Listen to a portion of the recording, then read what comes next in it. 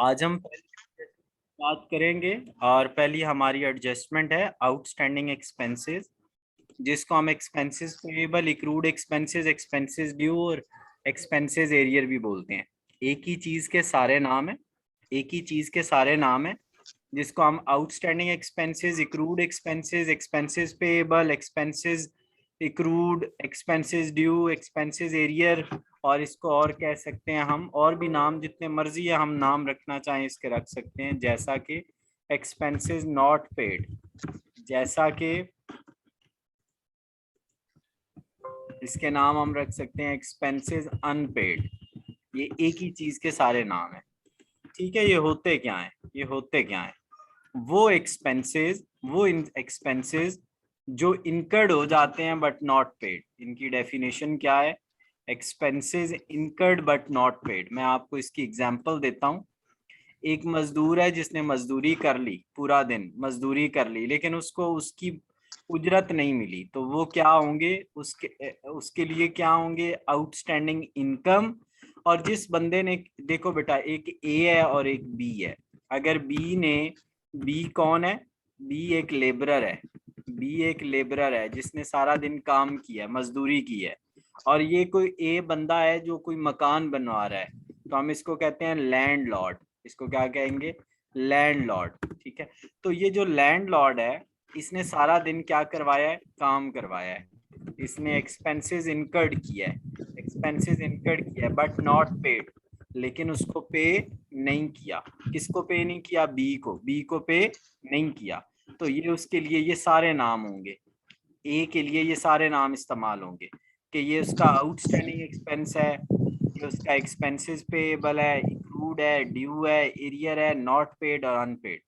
एक ही चीज के सारे नाम। और मैंने इसकी डेफिनेशन आपको क्या बताई है कि सर जिस बंदे ने काम करवाया है ना, उसके लिए ये expenses incurred but not paid है। Expenses incurred but not paid है। करना क्या है? मसलन मैं आपको कहता हूं कि सैलरी जो है, सैलरी इक्रूड है, सैलरी इक्रूड है। तो सर हम ऐसा करेंगे, ये जो सैलरी है ना, सैलरी ये ऑलरेडी अवेलेबल होती है, आप जानते हैं। जो ऑलरेडी सैलरी अवेलेबल होती है आपके एक्सपेंडिचर्स की तरफ, किधर अवेलेबल होती है? एक्सपेंडिचर। और एक्सपेंडिचर होते हैं बेटा डेबिट वाली साइड पे, तो ये उसके अंदर क्या हो जाएंगे? ऐड हो जाएंगे। ये आउटस्टैंडिंग सैलरी जो है, ये उसके अंदर क्या हो जाएगी? जो ऑलरेडी सैलरी है उसके अंदर ये क्या हो जाएगी? ऐड हो जाएगी। जो आउटस्टैंडिंग होगा वो अपने आउटस्टैंडिंग सैलरी, अपने सैलरी एक्चुअल अकाउंट क्या है? सैलरी। उसके अंदर आउटस्टैंडिंग सैलरी क्या हो जाएगा? ऐड हो जाएगा। अब सपोज मैं कह रहा हूं 1000 आउटस्टैंडिंग सैलरी है, तो 1000 जो आउटस्टैंडिंग सैलरी है वो अपने मेन अकाउंट सैलरी में ऐड हो जाएगी, और बैलेंस शीट में ये तो होगा ना एक्सपेंडिचर में, और इसका डुअल एक्सपेंड दूसरा इम्पैक्ट क्या होगा? ये बैलेंस शीट की लाइबिलिटी में चली जाएगी। तो इसके दो इम्पैक्ट्स होंगे। एक इम्पैक्ट होएगा कि ये कहाँ चली जाएगी? ये चली जाएगी अपने कंसर्न एक्सपेंडिचर में ऐड हो जाएगी, ये अपने कंसर्न एक्सपेंडिचर में ऐड हो जाएगी। और दूसरा क्या होगा? दूसरा ये होगा कि ये बैलेंस शीट में लाइबिलिटी बन जाएगी। यही चीज मैंने आपको यहाँ पे दो तीन, ये मैंने पहले इसके नाम बताए हैं, फिर मैंने इसकी डेफिनेशन बताई है, फिर मैंने बताया है कि एक्सपेंडिचर में डेबिट साइड पे ये अपने कंसर्न एक्सपेंडिचर में ऐड हो जाती है, और बैलेंस शीट में ये लाइबिलिटी बन जाती है। तो ये जो आउटस्टैंडिंग सैलरी होगी ये क्या बन जाएगी? बैलेंस शीट में लाइबिलिटी बन जाएगी 1000 से। ठीक हो गया बेटा? तो ये हमारी पहली एडजस्टमेंट। अब हम मूव करने लगे हैं अपनी दूसरी एडजस्टमेंट की तरफ, और हमारी दूसरी एडजस्टमेंट का नाम है इक्रूड इनकम, यानी ये उसके ऑपोजिट है, ये उसके ऑपोजिट है। जिस तरह वहां पे आउटस्टैंडिंग एक्सपेंस था, यहाँ इनकम, वहां पेएबल, यहाँ इनकम रिसीवेबल, वहां ड्यू, यहाँ पे इनकम ड्यू, या वहाँ एक्सपेंस एरियर, यहाँ पे आएगा इनकम नॉट रिसीव्ड, यहाँ पे आएगा इनकम अनरिसीव्ड। ठीक हो गया? तो ये सारे एक ही चीज के नाम है। अब आ जाएं इस डेफिनेशन पे। तो अगर हम इसको देखें, तो मैं ऑलरेडी आपको बता चुका हूँ, अब आपने लैंडलॉर्ड की बात नहीं करनी, अब आपने बात करनी है लेबरर की। अब आपने बात करनी है लेबरर को, लेबरर बन के सोचना है। लेबरर ने सारा दिन काम किया है, लेबरर ने सारा दिन काम किया है, इसका मतलब है अर्नड। इसके यहाँ पे हम क्या लिखेंगे, अर्नड, इनकम अर्नड, कमा ली है, बट नॉट रिसीव्ड, लेकिन इसको पैसे मिले नहीं है, इसको कहते हैं इक्रूड इनकम। क्या करेंगे इसका? सर जो उसका हाल किया है वही इसी का करेंगे, क्या करूं? सर उसको ये देखें ना, आपने ये किया है ना, तो आप इसको उल्ट कर दें, इसको उसके ऑपोजिट कर दें, क्या कर दूं? सर वो गया था एक्सपेंडिचर की डेबिट साइड पे, ये इनकम की क्रेडिट में जाएगा। मैं एग्जांपल लेने लगा हूँ सब्सक्रिप्शन, सब्सक्रिप्शन हमारी इनकम है, सब्सक्रिप्शन हमारी इनकम है, तो मैं सब्सक्रिप्शन को लेने लगा हूँ और उसके अंदर मैं ऐड करने लगा हूँ आउटस्टैंडिंग सब्सक्रिप्शन। अब जगह कम है तो मैं बीच में से कोई डिजिट मिस कर जाऊंगा, तो ये है 500 की सपोज।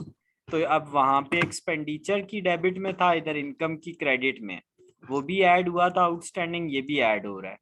आउटस्टैंडिंग के ये बहुत सारे नाम हैं, ये आउटस्टैंडिंग के ही नाम है, एक ही चीज के ये सारे नाम हैं।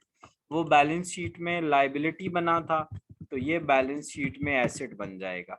जो आउटस्टैंडिंग सब्सक्रिप्शन है 500 की, वो बैलेंस शीट में क्या बन जाएगी, एसेट बन जाएगी। चले जी, तो ये हमारी एडजस्टमेंट हो गई नंबर सेकंड, ये हमारी एडजस्टमेंट नंबर सेकंड हो गई, ये हमारी एडजस्टमेंट नंबर सेकंड हो गई। तो इस तरीके से आप करेंगे। अब मैं मूव करने लगा हूँ थर्ड एडजस्टमेंट पे। थर्ड एडजस्टमेंट का नाम है प्रीपेड एक्सपेंसेस, इसको हम पेड इन एडवांस भी बोलते हैं और इसको हम प्रीपेड भी बोलते हैं और पेड अप टू भी बोलते हैं, एक ही चीज के सारे नाम है।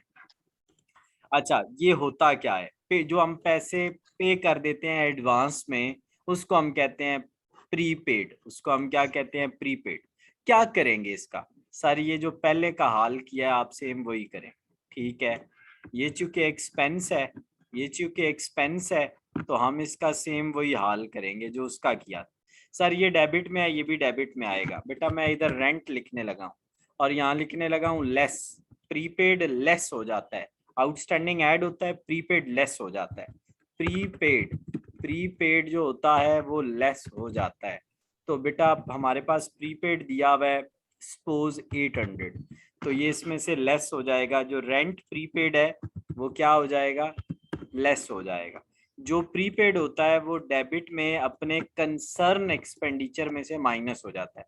कंसर्न से मुराद क्या है, रेंट रेंट में से माइनस होगा, सैलरी सैलरी में ऐड होगी, सब्सक्रिप्शन सब्सक्रिप्शन में ऐड होगी। कंसर्न से मुराद है कि अपने रिलेटिव में जाके ऐड और लेस होंगे। ऐसे नहीं होगा कि रेंट प्रॉपर्टी में से निकाल दें, प्रॉपर्टी को लैंड में डाल दें, ऐसे नहीं होगा, जो अपना होगा उसी में जाए। प्रीपेड जो होता है वो बैलेंस शीट में एसेट बनता है, वो बैलेंस शीट में एसेट बनता है। बहुत इंपॉर्टेंट लेक्चर है एंड आई वुड रिकमेंड कि आप इसको बहुत अच्छे से करें और इसको समझें भी बहुत अच्छे से। तो ये हमारी फोर्थ एडजस्टमेंट हो गई और इसको हम कहते हैं प्रीपेड, इसको हम कहते हैं प्रीपेड। मैं इसके नोट्स साथ बनाता जा रहा हूँ, आप देख लें, आपको नजर आ रहे हैं, आप इसको अच्छे से तैयार करें ताकि ये बेटे आप इसको बहुत अच्छे से कर सकें, क्योंकि यही मेन इसके बाद अब जो बताने वाली चीज थी वो भी जानते हैं आप कि यही है इस चैप्टर के अंदर। इस चैप्टर में और कोई चीज बताने वाली अब मेन नहीं है, अब सिर्फ एडजस्टमेंट्स थी। तो बेटा मैं आपको एडजस्टमेंट्स के बारे में बता रहा था। अब हम आगे अनअर्नड इनकम की तरफ। अर्न इनकम को इनकम रिसीव इन एडवांस भी कहते हैं। क्या बोलते हैं, इनकम रिसीव इन एडवांस। अच्छा, ये ज्यादातर जो आता है ना, ये ज्यादातर ये सब्सक्रिप्शन के अंदर आती है, ये ज्यादातर सब्सक्रिप्शन रिसीव इन एडवांस होती है। सब्सक्रिप्शन जो होती है वो अक्सर क्या होती है, एडवांस होती है। तो ये आप सब्सक्रिप्शन को मैं लिख रहा हूँ इस तरह SUB, आपने पूरा लिखना है इन एडवांस, जगह कम है तो ये लेस हो जाएगी, सब्सक्रिप्शन में से ये क्या हो जाएगी, लेस हो जाएगी। सब्सक्रिप्शन रिसीव इन एडवांस, जो सब्सक्रिप्शन रिसीव इन एडवांस होती है वो सब्सक्रिप्शन में से लेस हो जाएगी और ये यहाँ पे इनकम में जाएगी, ये इनकम की क्रेडिट में, इनकम की क्रेडिट में, इनकम क्रेडिट में होती है, सब्सक्रिप्शन क्रेडिट में होगी, उसमें से subscription receive in advance, subscription receive in advance less हो जाएगी, और ये चीज बैलेंस शीट में, बैलेंस शीट में लायबिलिटी बन जाएगी। Received in advance balance sheet में लायबिलिटी बन जाएगी 600 की, 600 की। और ये मैंने नीचे लिखा हुआ है, आप यहाँ से पढ़ सकते हैं, देख सकते हैं। और हमारे पास कुछ और एडजस्टमेंट्स हैं जिनको हम देखेंगे। नेक्स्ट हमारी एडजस्टमेंट है जी डेप्रिसिएशन। डेप्रिसिएशन बेटा एक्सपेंडिचर की डेबिट में जाती है, और बैलेंस शीट में जिस एसेट की डेप्रिसिएशन होती है, जिस एसेट की डेप्रिसिएशन होती है उस एसेट में से माइनस हो जाती है। जो चीज, नेक्स्ट एडजस्टमेंट है कैपिटलाइज करना। कैपिटलाइज करना, जो चीजें कैपिटलाइज होंगी वो बैलेंस शीट में, जो चीजें कैपिटलाइज होंगी वो बैलेंस शीट में कैपिटल फंड में, कैपिटल फंड में ऐड हो जाएंगी। वो कैपिटल में, बैलेंस शीट की लायबिलिटी में कैपिटल फंड में ऐड हो जाएंगी। जो चीजें कैपिटलाइज होंगी वो बैलेंस शीट की लायबिलिटी में कैपिटल फंड में ऐड हो जाएंगी। अच्छा, अब नेक्स्ट और सेकंड लास्ट एडजस्टमेंट हमारे पास है ओपनिंग और क्लोजिंग स्टॉक। ये एक ही तरह के होते हैं। मैं कहता हूं कि सपोज हमारे पास एक चीज है जी, स्पोर्ट्स मटेरियल। हमारे पास स्पोर्ट्स मटेरियल है, और स्पोर्ट्स मटेरियल हमने ऐसे लिखा होगा, परचेज स्पोर्ट्स मटेरियल, पेपर में ऐसे लिखा होगा। ठीक हो गया। हमने सपोज मटेरियल परचेज किया है 8000 का। अच्छा, हमें क्वेश्चन में दिया गया है opening, opening stock of material, opening stock of material, और दिया गया है closing stock of material, stock of material, sports material कर लें, ऑफ स्पोर्ट्स मटेरियल। तो बेटा हम क्या करेंगे, ये सपोज हमें 2000 दिया गया है और ऊपर वाला हमें 500 दिया गया है। हम क्या करेंगे, हम सिंपल सी बात है, हम ऐसा करेंगे कि जो ओपनिंग होगा उसको ऐड कर देंगे, जो क्लोजिंग होगा उसको लेस कर देंगे, और ओपनिंग वाला ओपनिंग बैलेंस शीट में एसेट बन जाएगा। ओपनिंग बैलेंस शीट, बाज़ औक़ात हम दो बैलेंस शीट्स बना रहे होंगे, तो ओपनिंग बैलेंस शीट में एसेट बन जाएगा opening stock opening balance sheet में, और क्लोजिंग स्टॉक जो है वो क्लोजिंग बैलेंस शीट में एसेट बन जाएगा। ओपनिंग ओपनिंग में बन जाएगा, क्लोजिंग क्लोजिंग में बन जाएगा। ओपनिंग जो हमारा ओपनिंग मटेरियल का जो स्टॉक होगा वो क्या हो जाएगा, परचेजेस में ऐड हो जाएगा, और क्लोजिंग जो स्पोर्ट्स मटेरियल होगा वो लेस हो जाएगा। ठीक हो गया। अच्छा जी, ये हमारी लास्ट एडजस्टमेंट थी। अब बाज़ औक़ात ये जो आउटस्टैंडिंग मैंने आपको पहली एडजस्टमेंट बताई है ऊपर, ये वो है, ये दूसरी है, और ये जो मैंने आपको आउटस्टैंडिंग इनकम बताई है ये तीसरी है, और ये चौथी है। बाज़ औक़ात आपके पेपर में वो ये दो आउटस्टैंडिंग दे देता है, एक बिगिनिंग आउटस्टैंडिंग या ओपनिंग, और एक क्लोजिंग।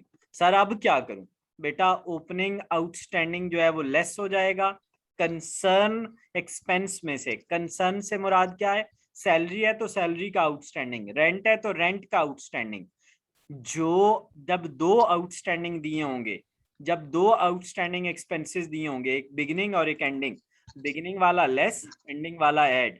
बिगिनिंग वाला बिगिनिंग में लायबिलिटी, एंडिंग बैलेंस शीट में, बिगिनिंग वाला बिगिनिंग बैलेंस शीट में लायबिलिटी, एंडिंग वाला एंडिंग बैलेंस शीट में लायबिलिटी।